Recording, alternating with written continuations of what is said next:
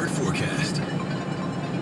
A mild night under clear skies. We dropped to near 60 degrees, a 9 on the WOKV weather meter. Mostly sunny and hot Tuesday, highs around 90, and Wednesday will be partly sunny. An isolated late-day thunderstorm, still toasty, upper 80s to near 90 degrees. For the First Alert Weather Center, I'm Action News Jax Chief Meteorologist Mike Burrish for 104.5 WOKV.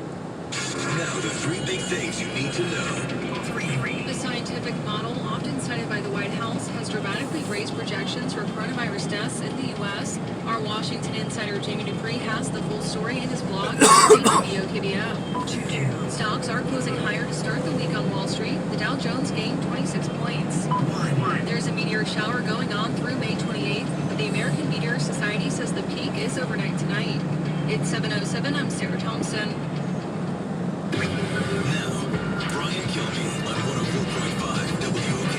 Jacksonville's news and talk. Thanks so much for listening, everybody. This is Brian Kilmeade Show, 1-866-408-7669. Going to be joined by Fred Bear, Michael Goodwin this hour, coming to you from New York, but heard around the great country of the United States of America, now under siege by a coronavirus, which, by the way, is gradually letting up, and we have to get up, stand up, and start getting this economy working again. Keep the risks in mind, but you got to put it aside. We don't have a choice. U.S. recovers at 180,000. That's great, but we have a lot more that got it, beat it, and the mortality rate is a lot smaller than we even thought originally. I'm not saying it's not dangerous. You have underlying conditions.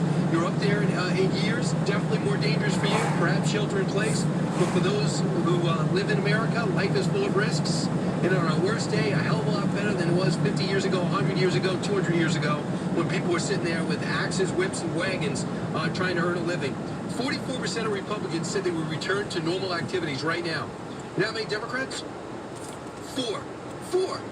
1 in 5 are ready to return to normal right now. That's it. 36% they would return to their activities once the number of new cases of the coronavirus in their state declines significantly. Men and women, we got to suck it up. We got to get back out there. Understand the risk, but it's got to be game on.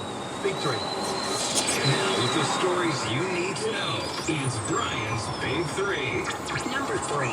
There may well be additional legislation.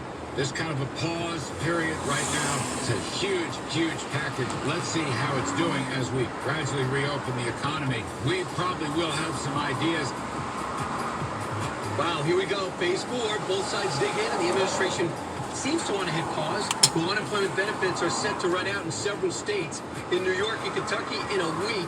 We'll tell you which ones and how you're going to be affected. Number 2.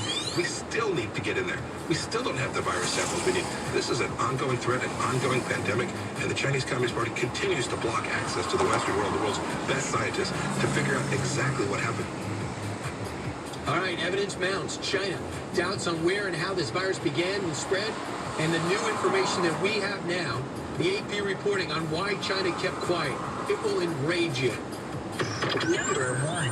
Certain states are going to have to take a little more time in getting open, and they're doing that. Some states, I think, frankly, aren't going fast enough. We have no choice. We can't stay closed as a country. We're not going to have a country left. Here we go, the path and the obstacle to reopening America. 15 more states at least partially reignite today. We'll tell you who, what, and why not. Joining us now is Michael Goodwin, New York Post columnist, Fox News contributor, located in New York and covered this beat for quite some time. Michael, first off, what's your take on the information, the AP reporting that directly from our intelligence apparatus, that one of the reasons the Chinese kept this quiet from December was because they wanted to acquire all the PPE they could because they knew how bad this virus was and how competitive the field was about to come. What do you think of that?